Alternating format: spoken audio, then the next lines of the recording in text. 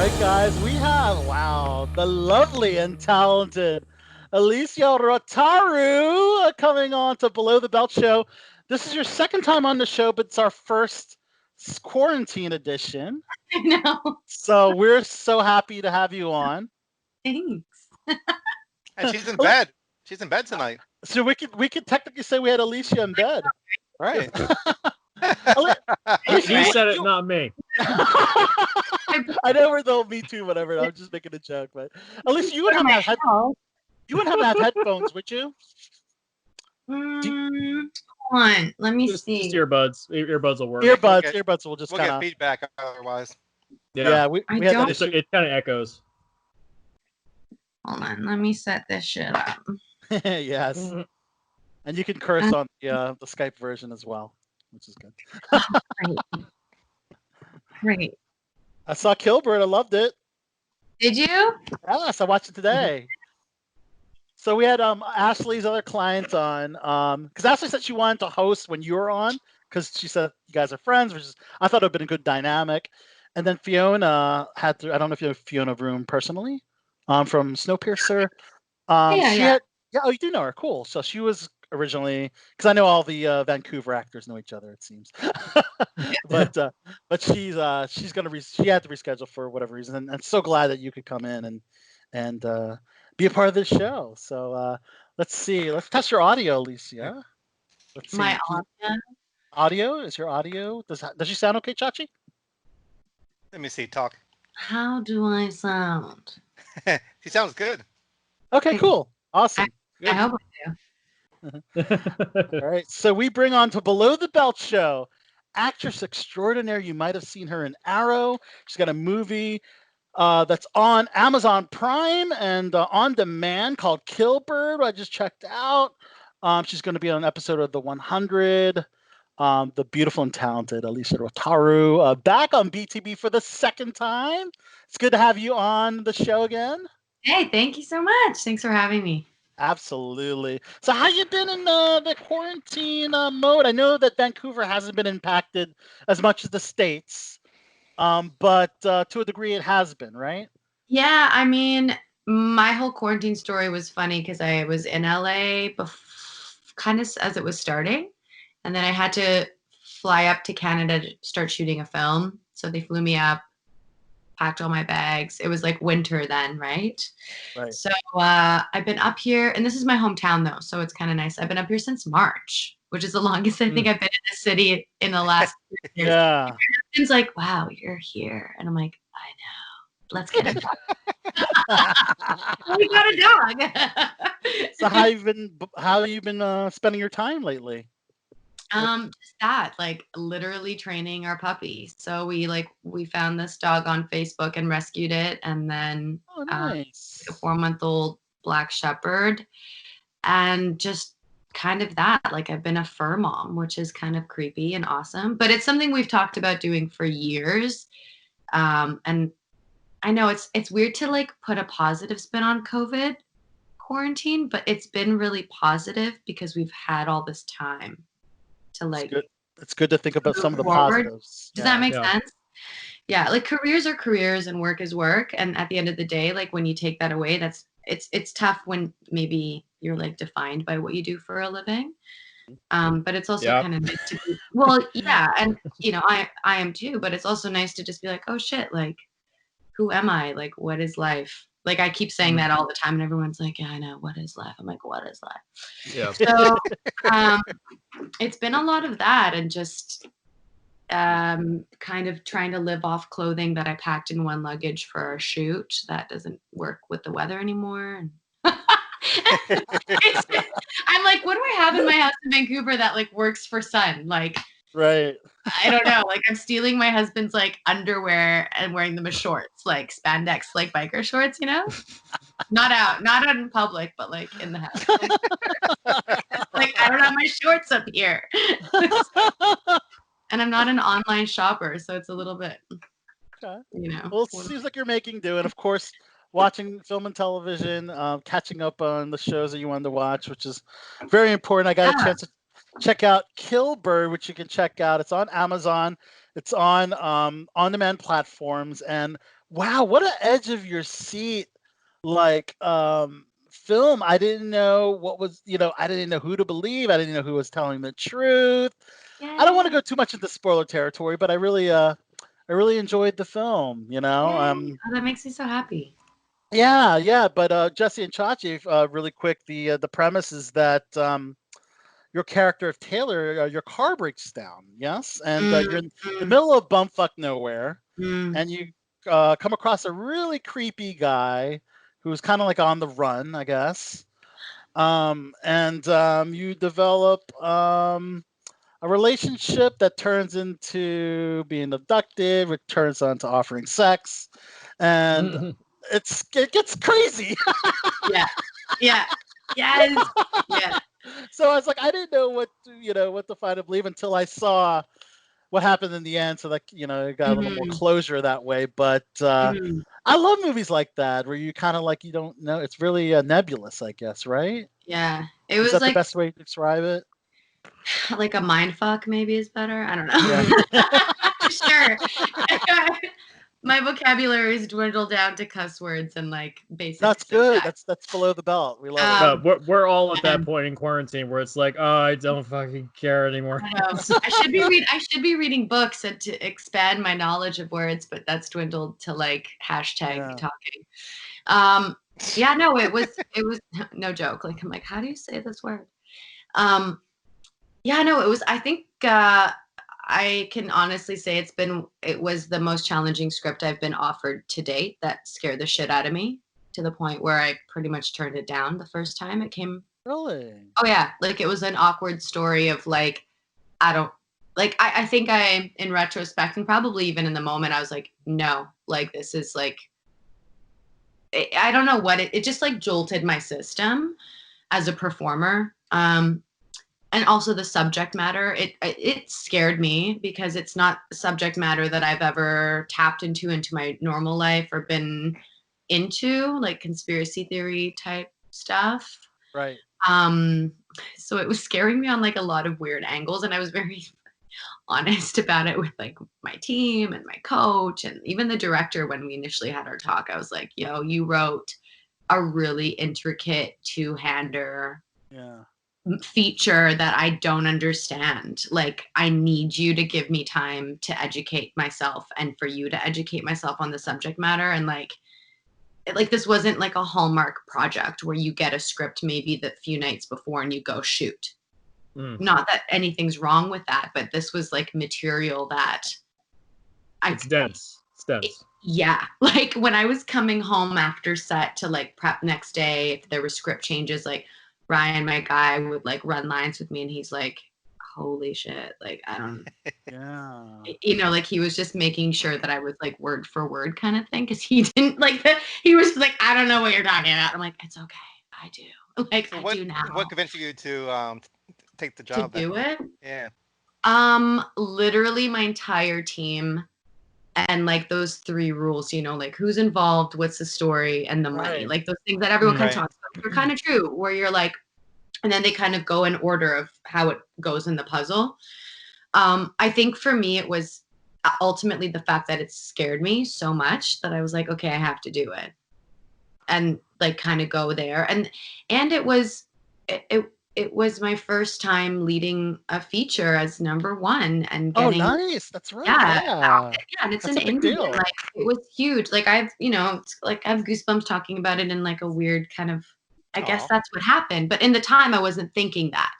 It was Yeah. more just like, oh my god, the material, like, and what really turned me on was finally talking to Joe, the writer and director, Right. producer. I was just like, okay, like feed me your brain, like where like like I love when people like boss me around and like give me their intel, like an Aliens that moment. Right. So he was so passionate and was really like, I want you for this. Because when I passed the first time, he came back and I was like, okay, like this is cool. I'm not passing to be cool, to be like, oh, I passed, now give it to me. It was like genuinely like, oh, I don't know. And I think after we talked, it was just like, this is going to be a lot of fucking fun. Like, I'm getting to do all my own stunts, which I love to do. I know when we talked before, when we talked about Arrow and stuff, that was a big turn on for me with my career. And it still is. Like, I'm 35. You know, I want to still use my body to its, like, max that I can and that I'm allowed to on a set until I can't anymore. You should, Chachi says. Yeah. Yeah. Well, you are a Scorpio. Yeah. Yes, you have the same birthday as me, November 9th. You guys have the same birthday? Whoa! Yeah, and like, awesome. And Chris Jericho too. Yeah, I just love that shit where you can just dive in physically. Oh, my little monster's here. And that's so cool. We got another special guest and your canine buddy. I love it. What's your dog's name? Scorpio. That's Rocky. Rocky? Hey, Rocky. Little Rocky. We drove over the Rocky Mountains to get him. So symbolic. Aww. So you mentioned doing your own stunts. Yeah. So I guess everything from wielding the gun to the fight scene to spoiler alert, escaping the little makeshift prison, jail cell or whatever. Yeah. That was all you. Epic. Yeah, it was really fun. I mean, the only thing that we didn't really, I wasn't allowed to do legally was like do the roof jump land. But I mean, you can't be like, let me do it, because you're fighting against all of this shit. But it was like, unless you're Tom Cruise, you're not allowed to do that. And even then, it's probably still not a good idea because you'll break your foot. Yeah, and like it was a clear jump. Like we could have made it, but it was just follow the guidelines. Don't want to fuck anybody up or their money, so like just leave it be. And they had a great stunt double, but it was pretty rad. We really took we really like, I don't know, I can't find my words, but we really like pulled it through with like where we can tap out on the safety of like certain things. Like that whole thing with the jail was kind of my thing. I was like, I just want to do it. I'm like, let me just do it. Like, I can do this. We'll do that. And they're like, okay, how are you going to get over it? Because it's indie, right? So you're like, oh, how do we come over this hurdle quickly and like still make the day? And I'm like, okay, this is what we're going to fucking do. Like, I'm going to climb over this thing, like do this. You're going to get it. One shot done. And like the DOP Gabe was so epic too. He was just like, all right, I'm with you. And like, as I spit into the camera, so I love it was just one of those shoots that I was exhausted mentally, physically every night coming home. We were hauling ass, doing hours, but it was so fun. And my hair was wild as shit. Like I had blood all over me, and that's kind of what I loved a lot. Like I just love being covered in dirt and shit when I'm working sometimes, because it's just like I don't know. It's you've done your job, I guess, right? Like I get more stressed out, no joke, like when I'm doing projects. Like I did this Hallmark movie last year and it was so fun and it was really cool. That's squeaky clean, right? Yeah, but I was more concentrated about like, oh my God, is my fucking hair okay? Is my makeup all right? Like I was, because that's that's like an image thing with the brand. And yes, there's hair and makeup people, but in my mind, I was like, okay, is my shirt tucked right? Like, is everything right? Right. So with this, it was just more freeing. And yeah, there's continuity, which I was very conscious of as well, but it was just like, but there's dirt. So that was cool. Yeah, it was a lot of fun. Well, let's talk about this amazing cast you're working with. Of course, two iconic actors from Battlestar Galactica, in Aaron Douglas and Timo Pennicott, if I'm pronouncing his name correctly. Wow, they played some really pivotal roles and crazy roles. I did have a question. I guess this is going to spoiler alert. Why didn't they show what happened between Taylor and Aaron? The end of Aaron, which was the first. Yeah, it was a really tight call. I use the word tight a lot because it was a tight space. It was a really tight room. The room was maybe 5 feet wide by 7 feet deep. And like social distance in that. Like it was, like it was like it was almost like a storage space in an apartment. Got it. That makes sense. Like, and plus it was 2 levels, so that little bed where he was at was even smaller. And we really we choreographed something really cool. It was just shooting it was like Gabe was like crammed with like his epic setup and like we just couldn't physically maneuver it. We were just confined with space. Okay. Yeah. But is it, I guess it's assumed that he hit his head, or I guess it's still up in the air, I guess. I don't know, because the audience didn't get to see that. But I guess that's one of those nebulous things, I guess, right? I mean, yeah, like who's And like why does Taylor, not have a scuff on her? I don't know. yes, so it might have to do with who I guess Taylor really is, how badass she really is, I guess. Is that pretty much what we're supposed to? Yeah, I mean, okay. yeah, it's I've had a lot of DMs and messages come through about like, I don't get the ending, like who are you, what's happened, like I don't understand. I'm like, excellent. And I just like, I hit up Joe and I was like, yo dude, like I'm getting some questions about things, and he's like, good, that's how like he just, and it's the thing with Joe is like, he was like, I don't want people to know the answers. Like he was just like, good no questions. So sometimes it's better when you don't know the answers. I'm still wondering what the hell happened at the end of Twin Peaks. What year is this? Where? I still don't know. Stephen Lobo, incredible actor. Yeah, he did great. You guys had some really good chemistry there. So I guess I was curious on the seduction angle. Was Taylor sexually attracted to Riyadh, as the character Riyadh, or did she have an ulterior motive to maybe try to escape? That's where I wasn't. Where was she? Was she really trying to get laid? I'm gonna just say it was probably for sure a little bit of both. Like I made a choice there to have that character almost kind of like when you're going into a role, just in general, like there's always a little piece of yourself in there. And so with this role, it was like she's a character playing maybe a character, right? Like so there's like a little bit of, okay, so she's this person, but now she has to tap into being this person. So I kind of wanted to layer it of like, yeah, maybe she wants to jump on a little BJ action or like fresh as a tool and a tactic for survival, but also probably to keep it fresh. Like, you know what I mean? Like it's hard to say where that was really gonna go, if it did go anywhere. And why would Riyadh turn you down? What the hell was he? Right? He's been in that cabin in the woods for how long? Have you guys ever seen the movie The Last House on the Left?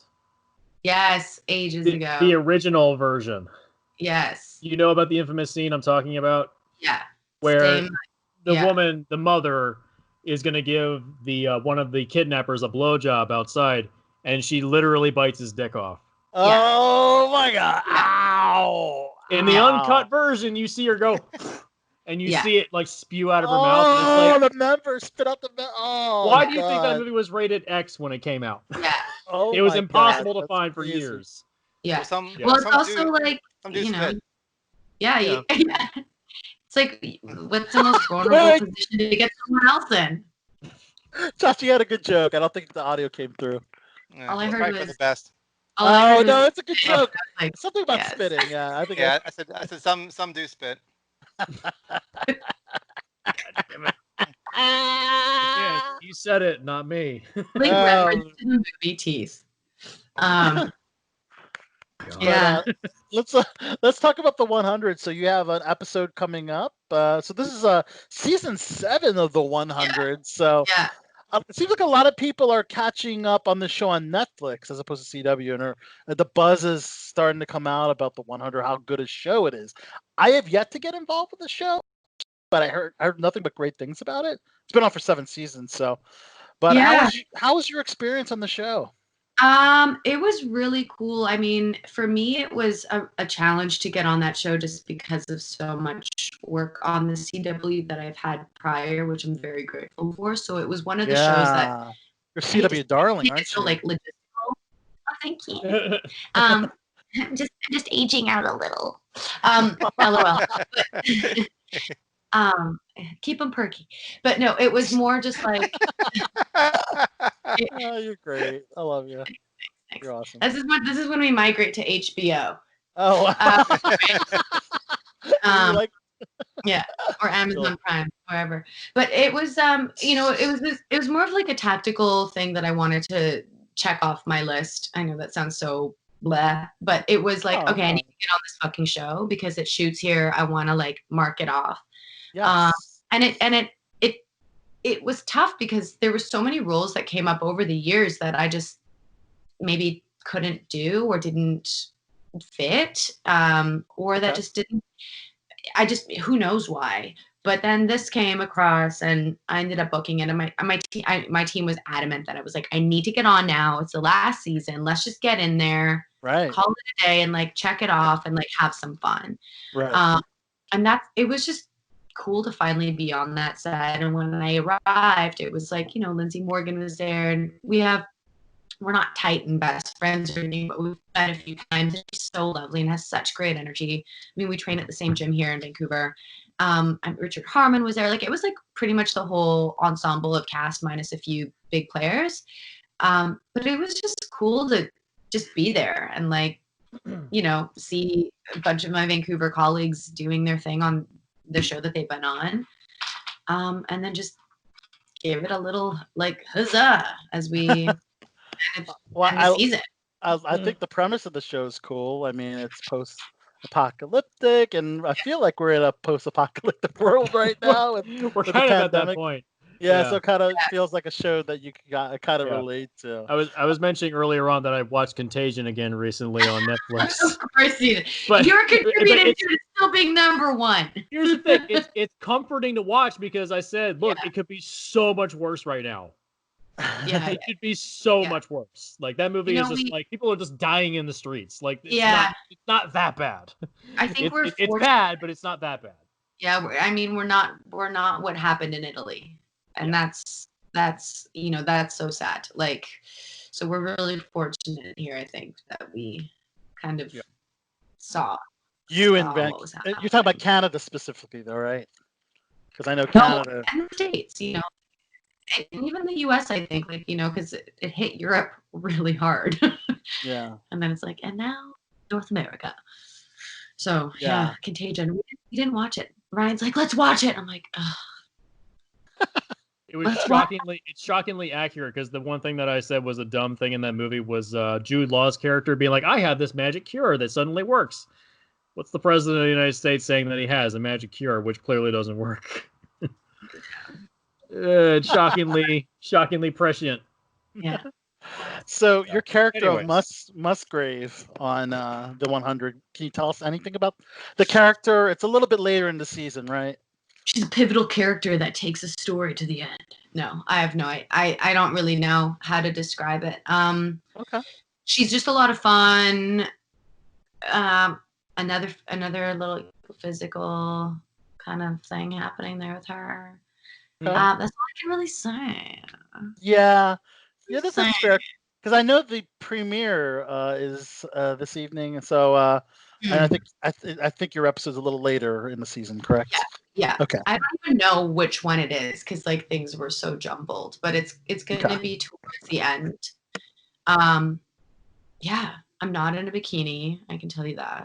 Well, that's a disappointment. No, I'm looking at your Instagram right now, and there's plenty of bikini pics on there. Yay! Exactly. Go to the gram for those. I wanted to ask a question. It's definitely worth it. Yeah, I'm going to your gram. Yes. I wanted to ask about Arrow because I actually really like that show. Yeah. Go ahead. What was that like working on that set? Is it kind of the same as working on the 100 because it's up in Vancouver and a lot of the crew kind of share totally. Sets with each other?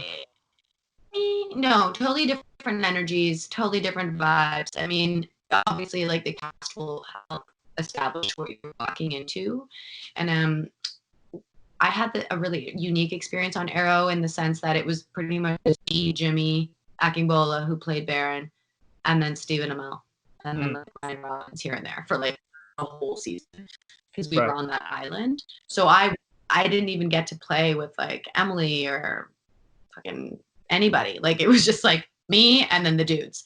And it was for me, yeah, it was just like it was once again really cool. That was like that was the entry into me really being allowed to showcase what I can do physically, and having the guidance and the trust of Bam Bam, James Bamford, the stunt coordinator there, to just push me and encourage me and support me and educate me. So it was, on that sense, it was really cool.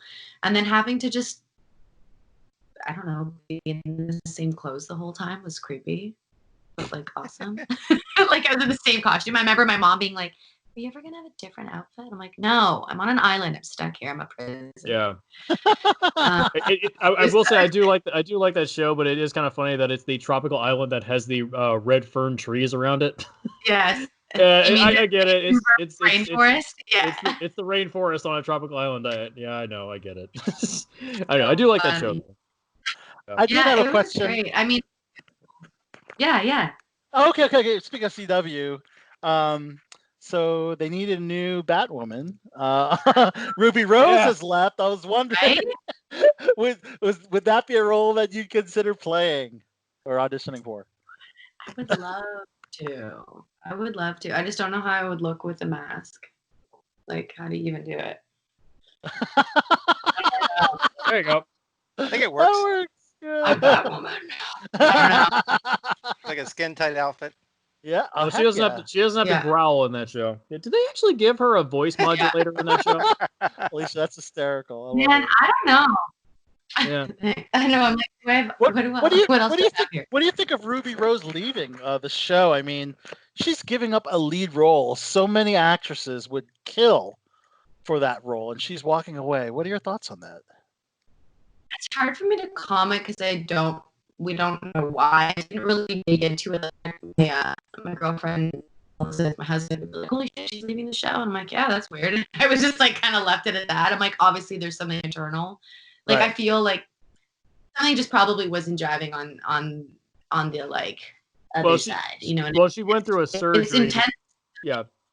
She got injured on a stunt, and then she had to have surgery, and it probably took its toll on her. So. Yeah, that, and she didn't like the long hours. I guess there was a whole bunch of things. Oh. Yeah. I mean, and that's like I hate it's demanding. CW, there's how many episodes per season? I think there's like... It's like 22. Exactly. 22 to 26. Unless you're Legends, and then it's like 13. Right, exactly. Yeah, and you're doing like, what, 10 episodes, 10 days an episode, maybe? Yeah. Maybe. And you compare that to like feature films, they shoot like an hour and a half to 2 hours within the span of like 3 or 4 months. Compare that to TV shows where you have to shoot half of that in like 8 days. It's like, like that's the thing. I'm not gonna lie, like going back to your comment about Arrow, and like I think being on that show really just, you're kind of not just an actor anymore. You're a fucking athlete.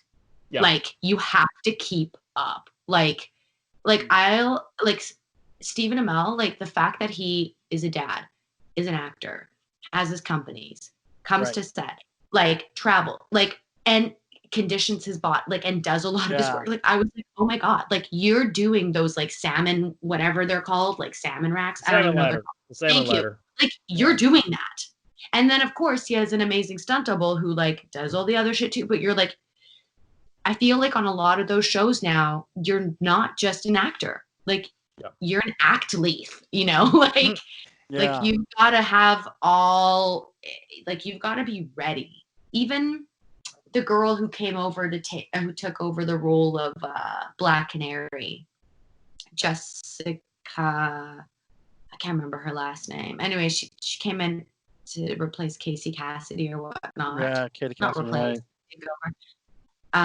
Like that girl too was jacked, like, you know, and they're training. Like she worked out at the gym that we were at here, and it was those shows are like tough on your body. And on your mind. So I think, who knows? I mean, like, yeah, it's if that was her comment, like I could totally understand. Like it's not the norm. Yeah. I don't think. But I don't know. I haven't been on The Walking Dead, you know, like I don't know what their sets are like with all the physicality. I don't know. That's a show I could see. Yeah. That'd be a fun one. I worked one day on The Walking Dead in Richmond, World Virginia. Beyond. Yeah. Yeah, World World Beyond. I worked on one day of that, and it was a 17-hour day. In the heat? In August. Yes, it was hot. Yeah, so it was there's hot. there's another physical demand that you have to Yeah. overcome. You know, we have the rain up here and the snow and the wind and being outside and doing stunts, and then down there in that climate, it's like the heat, humidity, like so it's challenging. Like it's hard to be like, oh, why would she leave? Like I don't get it, and it's. I don't know. You know who the most important person is on those sets?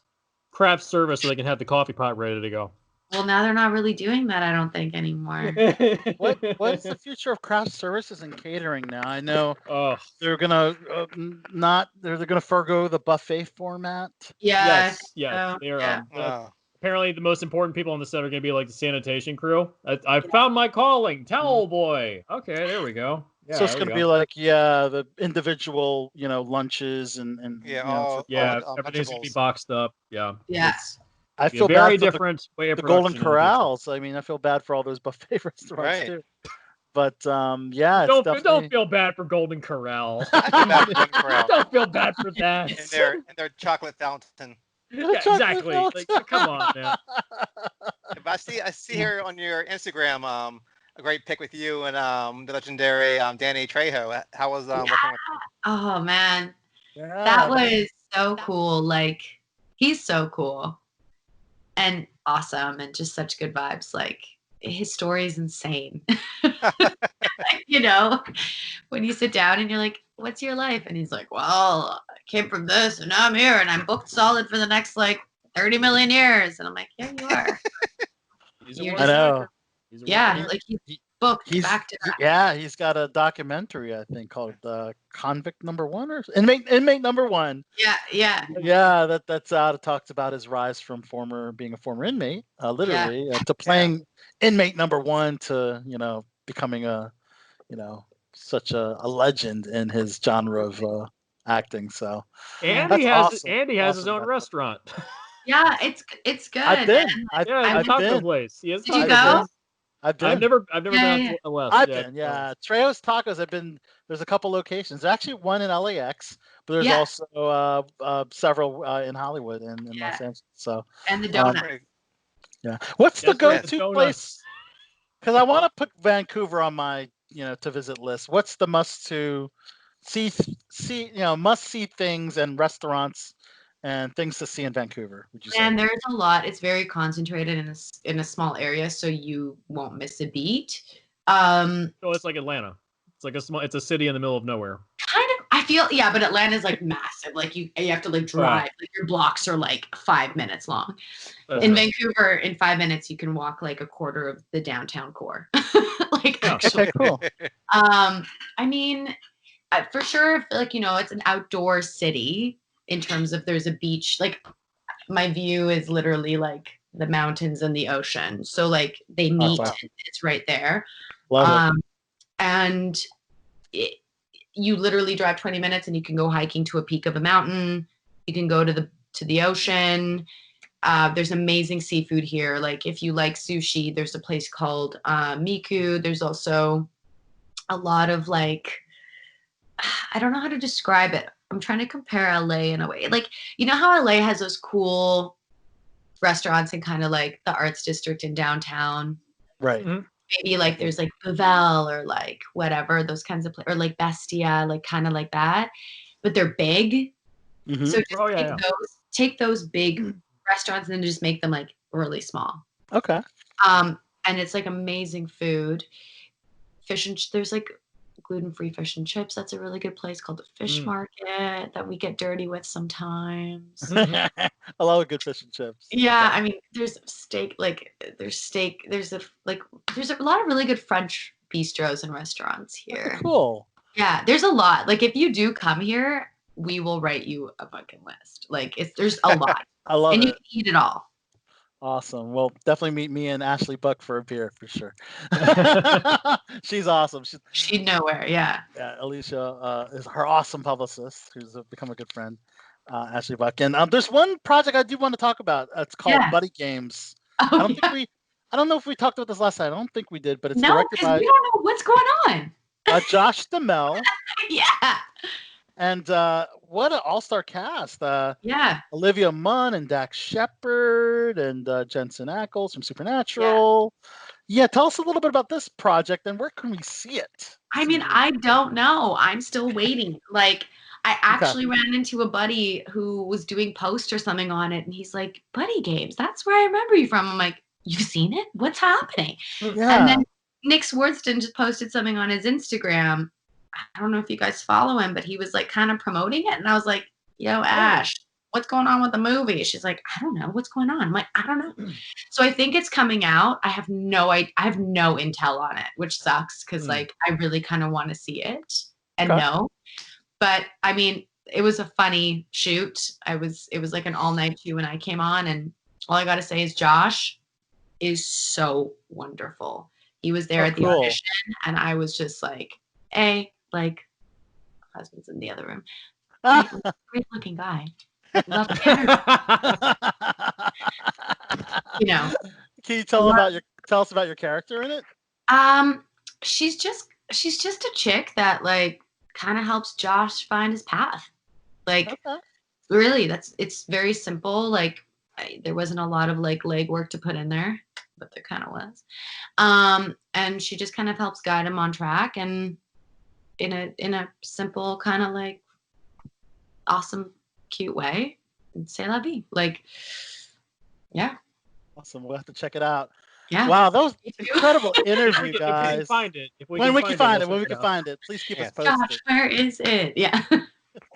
Well, guys, wow, what an incredible interview with Elysia Rotaru, the talented and lovely second-time guest on Below the Belt Show. Thank you so much for being on the show.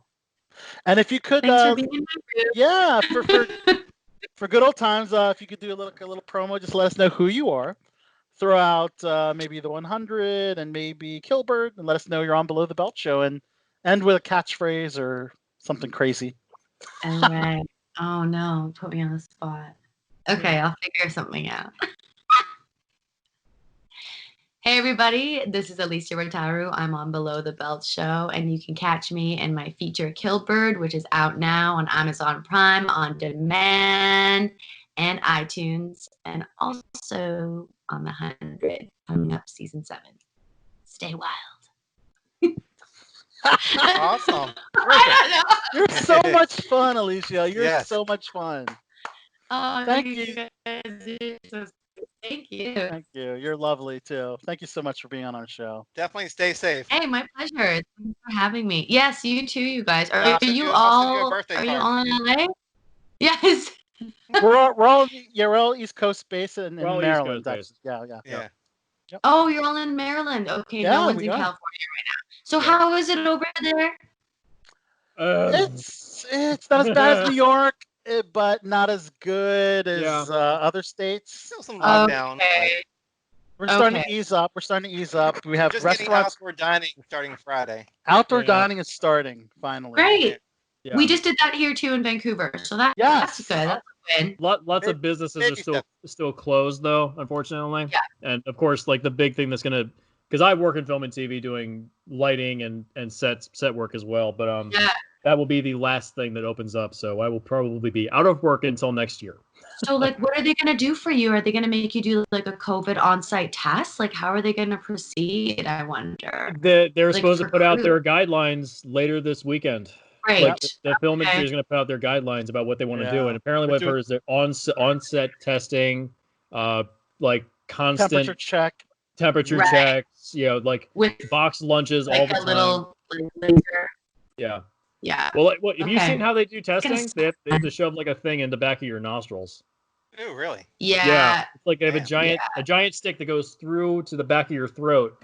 Yeah. So, like you see, like it's That's like what that. I've heard. Yeah. Yeah. It looks painful. And it is. It's annoying. I'm sure most people from Hollywood, that's all cleared out anyways from all the years of Coke. If only. Again, he said it, not me. Right. Right. I should have been on a runway then. Allegedly.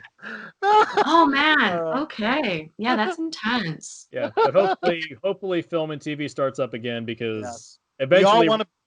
we're gonna run out of stuff to consume. All of us I- want to be I back can on only set. watch All of so us want much to be back. TV. I know. I started watching like TV again, and was like, So how are things back in the Stone Age? oh yeah. I was like commercials. Well, because I do voiceover, so I'm like, it was great because I can hear all the spots, and I'm like, oh, all right. Yeah. That's right. But okay, that's good to hear. It's nice to hear that your state is like doing its thing. 'Cause, Right. yeah, you know, let's bloom open safely. Awesome. All right, guys. I I hear know, that you that's were so you weird. did the voice for one of the video games I downloaded, Puzzle Fighter. Oh, my hell phone. yeah! Oh, Yeah, yeah. I play a few characters in that actually. Awesome. Yeah. Oh, See if you can cool. figure them out because I can't remember. That's so rad. Check it out. It's another quarantine thing to do. Yeah. A loser. Yeah. Awesome. Yeah, I Elysia, got a you're lot of games amazing. coming out this year, so I'll hit you up. I'll let you know what's out if you're a Awesome. gamer. We'll have you back. Thank you. You guys are lovely. Thank you so much You for are having lovely. me. Again. Thank you. And please stay healthy and enjoy your day and Yeah. stay in good spirits. All right. Aw, thank you, sweetheart. Thank you. Thank you. Thanks, guys. Bye. See ya. Bye. Ciao. Take care. Ciao. Woo. God, she's amazing. She's great. She's such a fun interview. Good looking girl too. Wow. Easy on the eyes too. Let's stop recording and save this. I already did. This is the second part, and I'm